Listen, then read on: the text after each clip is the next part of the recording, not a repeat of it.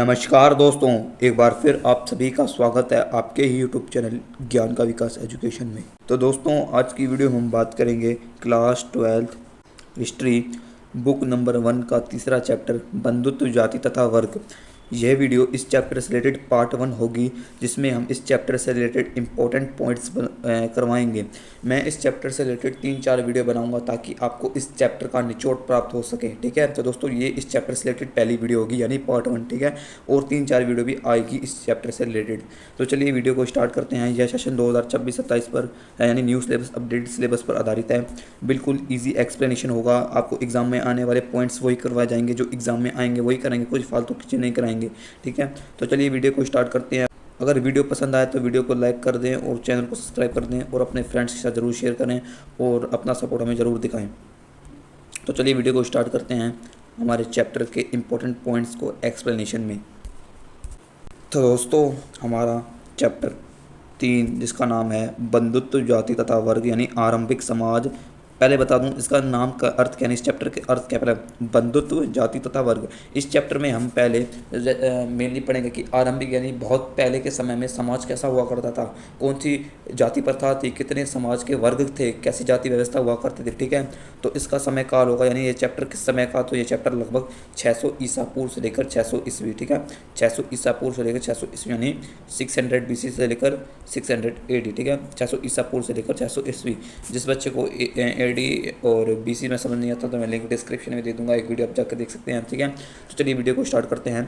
मैं आपको एक एक पॉइंट समझाता जाऊँगा और आप समझते जाना। टोटल इंपॉर्टेंट पॉइंट्स हैं जो मैंने आपके लिए बनाए हैं, वो हैं 30 है। 30 के 30 तो आज कवर नहीं हो पाएंगे। मैं देखता हूँ कि जितने आज कवर हो पाए तो हो पाए, नहीं तो पार्ट 2 में इंपॉर्टेंट पॉइंट्स बाकी के मैं समझा दूंगा। तो चलिए हमारा पहला पॉइंट्स क्या है इस चैप्टर से, ताकि आपको समझ आए। देखिए, मैं पहले कलर को पिंक सेट करके थोड़ा शॉर्ट कर दूँ। हाँ, तो चलिए हमारा पहला पॉइंट है समकालीन समाज को समझने के लिए इतिहासकार प्राय साहित्यिक परंपराओं अभिलेखों का इस्तेमाल करते हैं।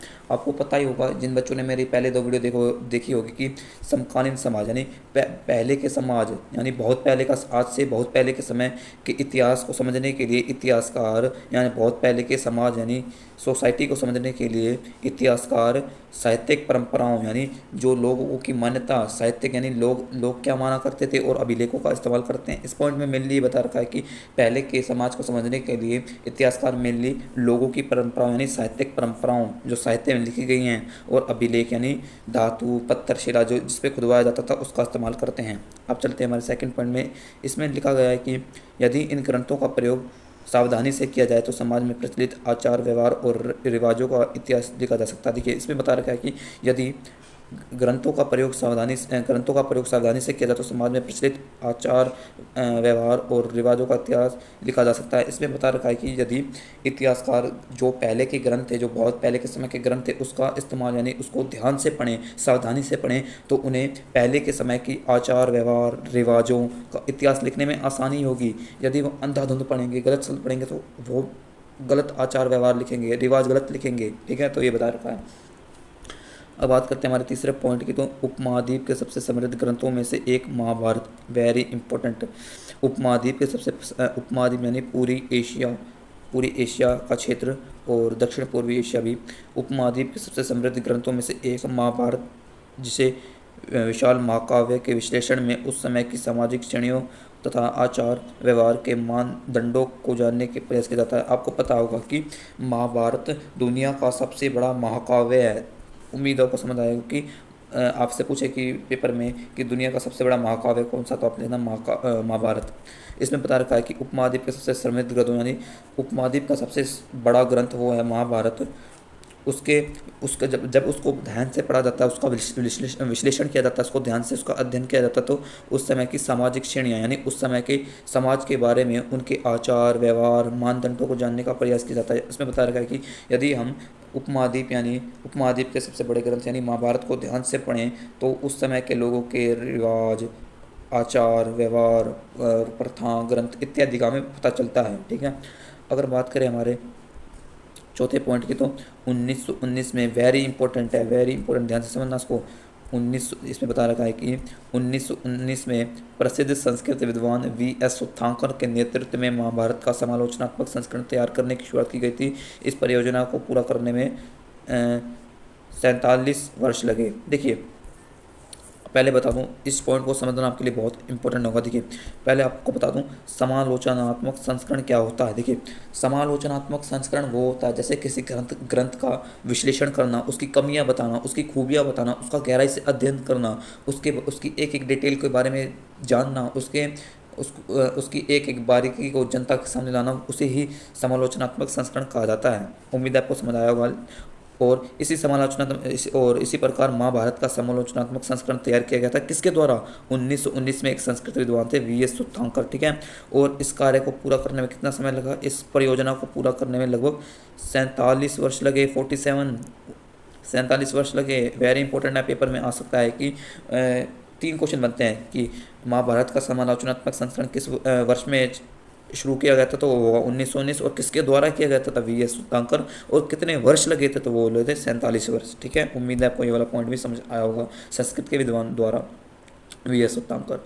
अगर बात करें हमारे चौथे पॉइंट की, तो 5वें पॉइंट की, तो महाभारत की मूल कथा के रचयिता भाट सारथी थे, जिन्हें सूत भी कहा जाता था। यह क्षत्रिय योद्धाओं के साथ युद्ध क्षेत्र में जाते थे। साहित्यिक परंपराओं के अनुसार इस रचना के रचयिता ऋषि व्यास थे, जिन्होंने श्री गणेश से यह ग्रंथ लिखवाया। देखिए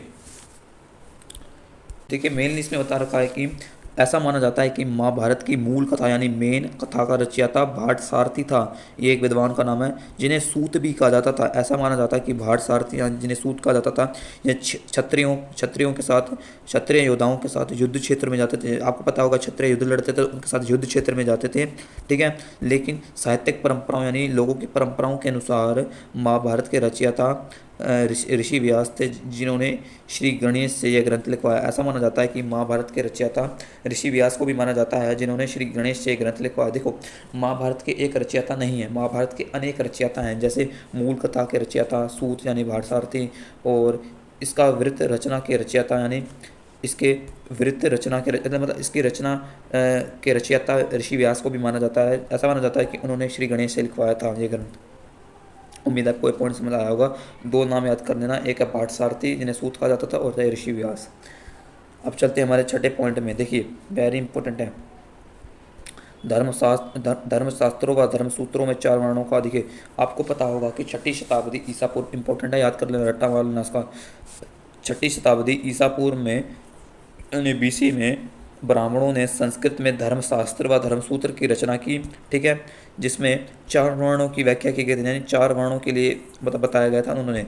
आपको पता होगा ब्राह्मण, क्षत्रिय, वैश्य, शूद्र, इनके बारे में हम डिटेल में पढ़ेंगे अभी। देखिए ब्राह्मणों ने क्या किया था, 6ठी शताब्दी ईसा पूर्व में ब्राह्मणों ने संस्कृत भाषा में धर्मशास्त्र व धर्मसूत्र की रचना की, और इन्हीं धर्मशास्त्र व धर्मसूत्र में 4 वर्णों की व्याख्या की गई थी। 4 वर्ण होंगे जो समाज में, एक पहला वर्ण था ब्राह्मण, क्षत्रिय, वैश्य, शूद्र, 4 वर्ण थे। पहले हम पढ़ते ब्राह्मणों के बारे में। ब्राह्मण क्या क्या कार्य करते थे? ब्राह्मण अध्ययन करते थे, यानी पढ़ते थे, पुराणों के बारे में, वेदों के बारे में पढ़ते थे, वेदों की शिक्षा देते थे, यज्ञ करते थे, यज्ञ करवाते थे, दान देते थे, दान लेते थे, ये कार्य ब्राह्मण करते थे। अगर बात करें क्षत्रिय की, तो क्षत्रिय युद्ध करते थे, लड़ाई करते थे, सुरक्षा, लोगों को, जनता को सुरक्षा प्रदान करते थे, न्याय करते थे, न्याय करने का काम क्षत्रिय का था, वेद पढ़ते थे, यज्ञ करवाते थे ब्राह्मणों से, दान देते थे, दान लेते नहीं थे, दान देते थे।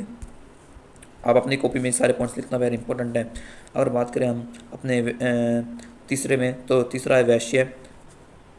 तो वैश्य हो जाएगा, वैश्य वेद पढ़ना, वैश्य वेद पढ़ा करते थे, यज्ञ करवाना, दान देना, कृषि करना, गोपालन, व्यापार, मुख्यतः यह कृषि, गोपालन, व्यापार इत्यादि किया करते थे, और वेद भी पढ़ा करते थे, यज्ञ भी करवाया करते थे, और दान देते भी थे वैश्य। और बात करें शूद्र, यह तीनों वर्णों की सेवा करते थे। ये शूद्र क्या क्या करते थे? यह ब्राह्मणों की भी सेवा करते थे, ये क्षत्रिय की भी सेवा करते थे, यह वैश्य की भी सेवा करते थे। उम्मीद है आपको ब्राह्मण, क्षत्रिय, वैश्य, शूद्र के बारे में पता लगा होगा। और बात करें हमारे 7वें पॉइंट की, ये भी इंपॉर्टेंट है, कई बार 3 नंबर में आ जाता है। पितृवांशिकता का अर्थ क्या है? पितृवांशिकता, देखो पितृवांशिकता का अर्थ उस वंश परंपरा से है जो पिता के बाद पुत्र, फिर पौत्र, देखिए जो पिता के बाद पुत्र, फिर पौत्र, फिर प्रपौत्र आदि से चलती है। महाभारत की मुख्य कथा वस्तु पितृवांशिकता के आदर्श को सुदृढ़ करती है। एक बार समझा रहा हूँ, पूरा पढ़ लेता हूँ। अधिकतर राजवंश पितृवांशिकता का अनुसरण करते हैं। देखिए, आपको बता दूं कि पितृवांशिकता क्या होता है। देखिए, पितृवांशिकता वह परंपरा है जिसमें पिता की मृत्यु के बाद फिर उसका पुत्र उसके संसाधन, उसकी संपत्ति, उसके पैसों, उसके गहनों, मतलब जो भी चीज़ है, उस पिता की मृत्यु के बाद उसका पुत्र उस पर अधिकार करेगा। उसके बाद उसका पुत्र, फिर उसका पुत्र, यानी पीढ़ी का दर पीढ़ी चलेगा। देखिए, पिता के बाद उसका पुत्र, फिर उसका पौत्र, फिर उसका परपौत्र। ठीक है, ये पीढ़ी दर पीढ़ी चलता जाएगा। और बता रखा है कि इसे ही पितृवांशिकता व्यवस्था कहा जाता है। ठीक है, अगर बात करें महाभारत में पितृवांशिकता के आदर्श का सदन करते हैं। महाभारत में मेनली पितृवांशिकता व्यवस्था है। महाभारत में पितृवांशिकता व्यवस्था को बहुत सदृढ़ यानी आदर्श युक्त बताया गया है, उसको मजबूत किया गया है। उसमें ये लिखा हुआ है, देखिए, महाभारत की मुख्य कथा वस्तु पितृवांशिकता के आदर्श को सुदृढ़ करती है। सिंपल। अब बात करें इसमें, अधिकतर राजवंश यानी अधिकतर राजा पितृवांशिकता का अनुसरण करते हैं। जैसे देखिए, कोई राजा उसकी तो कभी ना कभी मृत्यु होगी, तो उसके बाद शासन उसका पुत्र चलाएगा, उसके पुत्र के बाद उसका पुत्र, ऐसे चलते पितृवांशिकता व्यवस्था कहा जाता है। ठीक है, और बात करें हमारे 8वें पॉइंट की, तो नए नगरों के उद्भव से सामाजिक जीवन अधिक जटिल हुआ। इस चुनौती का जवाब ब्राह्मणों ने समाज के लिए विस्तृत आचार संहिता तैयार करके दिया, जिसे धर्मशास्त्र मनुस्मृति आती है। देखिए, धीरे धीरे समय बीतता गया। नए नगरों के उद्भव से सामाजिक जीवन में जटिलता, जैसे जैसे समय बदलता है लोगों के जीवन में भी परिवर्तन आता है। मेन आपको समझ आया होगा, सिंपल पॉइंट है, जैसे जैसे समय बदलता है लोगों के सामाजिक जीवन में भी बदलाव आता है। इसी चुनौती का जवाब ब्राह्मणों ने समाज के लिए विस्तृत आचार संहिता तैयार की। देखो, जैसे जैसे समय बीतता गया ब्राह्मणों ने क्या किया, आचार संहिता यानी कुछ नियम लागू किए गए, जैसे धर्मशास्त्र में बताया गया है, मनुस्मृति में बताया गया है, दोनों ग्रंथों में बताया गया है। ठीक है, अगर बात करें हमारे 9वें पॉइंट की, तो ब्राह्मणीय पद्धति में लोगों को गोत्रों में वर्गीकृत किया जाता था। प्रत्येक गोत्र एक वैदिक ऋषि के नाम पर हुआ करता। देखिए, ब्राह्मणों ने गोत्रों का भी वर्णन किया था। देखिए, गोत्र में आपको नीचे पॉइंट्स हैं, कुछ उसमें समझा दूंगा। देखिए, ब्राह्मणों ने क्या किया, लोगों को गोत्र में वर्गित किया। ब्राह्मणों ने बताया कि यह लोग इस गोत्र से संबंधित है और यह गोत्र इस गोत्र से संबंधित है। ठीक है, और प्रत्येक गोत्र एक वैदिक ऋषि के नाम पर होता था, यानी प्रत्येक गोत्र, हर गोत्र का नाम एक ऋषि के नाम पर हुआ था करता, यानी एक वैदिक ऋषि के नाम पर हुआ करता था। इस पॉइंट में ये बता रखा है कि ब्राह्मणों ने लोगों को गोत्रों में बांटा। इन लोगों का यह गोत्र होगा, इन लोगों का यह है, और प्रत्येक गोत्र का नाम, हर गोत्र का नाम एक ऋषि के नाम पर था, वैदिक ऋषि। अब बात करें हमारे 10वें पॉइंट की, तो गोत्रों के 2 नियम थे। देखिए, गोत्रों के भी 2 नियम थे। विवाह के पश्चात स्त्रियों को पिता के स्थान पर अपने पति का गोत्र मानना पड़ता था तथा एक ही गोत्र के सदस्य आपस में विवाह नहीं कर सकते। देखिए, गोत्र के भी 2 नियम थे।